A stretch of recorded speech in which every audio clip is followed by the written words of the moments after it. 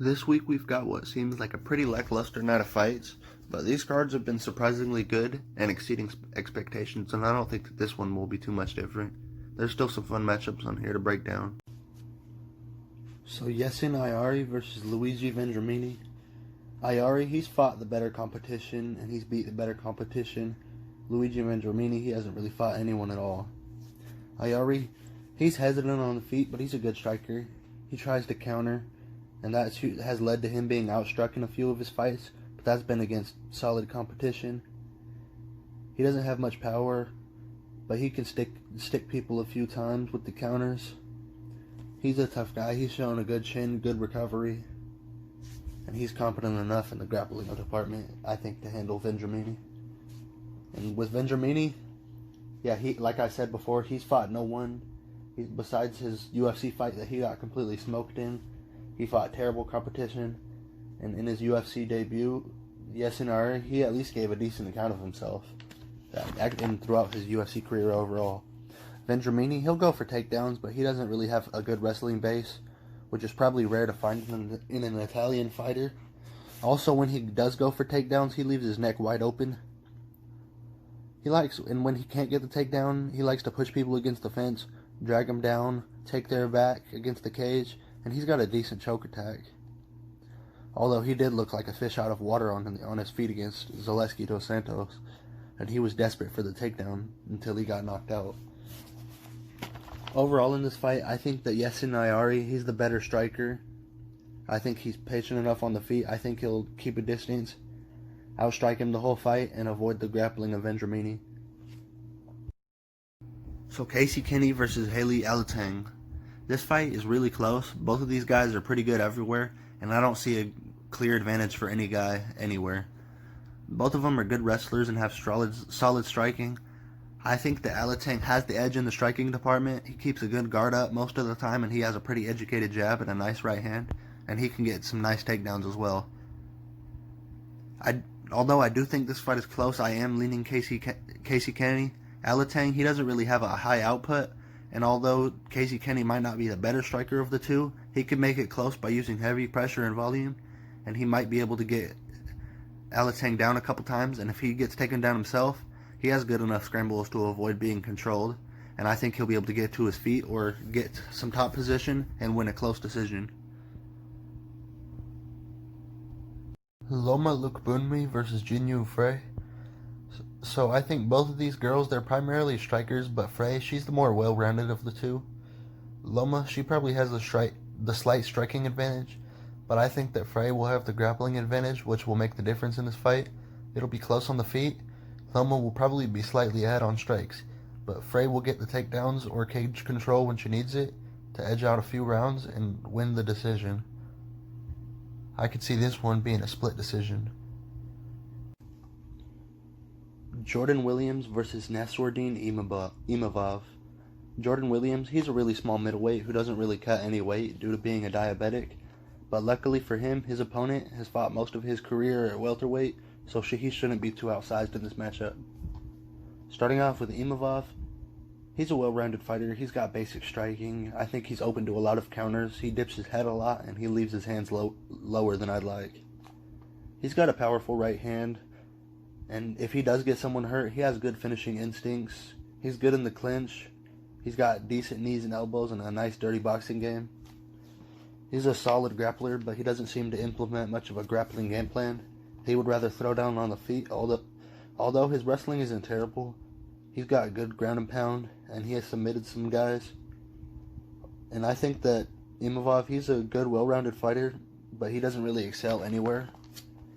And then with Jordan Williams, he's a powerhouse. He's not very good on the feet, but he's scrappy and he has lots of power. He likes to brawl with guys, and he has a pretty good chin, especially because he doesn't really cut any weight. Williams, he has good takedowns, and he's got good timing on them when he needs to. And he's strong on top, and he has some solid ground and pound. Overall in this fight, I think that Imavov is the better fighter than Williams. But I think that Williams will be too strong, and he'll be too powerful, and walk right through whatever Imavov throws at him, and he'll get the first round KO. Josh Culibao versus Charles Jourdain. Josh Culibao, he's a good striker.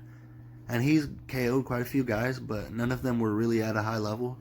Kulibao, he's got fast hands, good roundhouse kicks, solid leg kicks, and just he's pretty solid overall on the feet, but fairly basic. And then with Charles Jourdain, he's really dynamic on the feet. He's got powerful kicks, good spinning attacks and flying knees. He's finished guys in the clinch. He can get the submission and really win this fight everywhere. I think Kulibao will have some success in a close first round, but I think that Jourdain will catch him with something in the second round and put him out. Carlos Condit versus Court McGee. So Carlos Condit, he's on a 5-fight loss streak, and he hasn't won a fight since 2015, and he hasn't even had a close fight since 2016. He also hasn't been very active since then, and he hasn't fought in over a year and a half, and when he did, he looked like complete dog shit. Although McGee, he isn't really on a hot streak himself, he looked good against Sean Brady, and he had a close split decision with Diego Lima before that. I think that in this fight, McGee cruises to a decision pretty comfortably. He doesn't really have much potential to finish, but he's high volume. He puts a good pace on guys that will do just fine against Condit, who's way past his prime, and I think that McGee wins every round decisively. Although I would love for Condit to win, I just don't really see it happening at all. Tom Breese was supposed to be fighting Roman Kopylov, but Kopylov pulled out, so now he's fighting a much more favorable matchup, in my opinion, against KB Buller. So, Breese, he's a good, well-rounded fighter. He's got some good boxing and a decent ground game. And he has a lot more experience in the UFC and just overall against better competition throughout his career than KB Buller. Buller is good. He's got good striking, I think. I haven't really seen much tape. He's got a lot of finishes, subs and TKOs, but that's against pretty low-level competition. And I think that, yeah, Breese has just fought and done better at a higher level, and he's been working on his ground game, it seems. He competed in a pro grappling match like 2 months ago. Didn't win, but still, I think that's just good experience to have. And I think that Breese, he'll be able to use his wrestling in this match, get Buller down, submit him late in the first. So Dusko Todorovic versus Daquan Townsend. So starting off, this fight's going to be a clinic for Todorovic. Daquan Townsend, he's nowhere near UFC level, and he's been dominated in all of his UFC fights. Townsend, he's super unathletic, and he has no power and very primitive striking skills, and he's got poor grappling to top it off. And really, he's just been dominated everywhere in all of his fights in the UFC, and he's made poor accounts of himself. Todorovic, on the other hand, I think he has the advantage in every facet of this fight, but I think his striking will ultimately win him the fight. Todorovic, he's a really solid striker. He's got some slick counters and an overall really aggressive striking game. And he even KO'd Michel Pereira before he got into the UFC. I think that in this fight, Todorovic will come out super aggressive in the first, walk Townsend down. He'll disregard everything that Townsend throws at him. He'll clip him with some big shots early and nearly get the finish in the first, but I think Townsend will be able to tough it out, survive the first round, but then he'll get KO'd early in the second round. Germaine de Randamie versus Juliana Pena.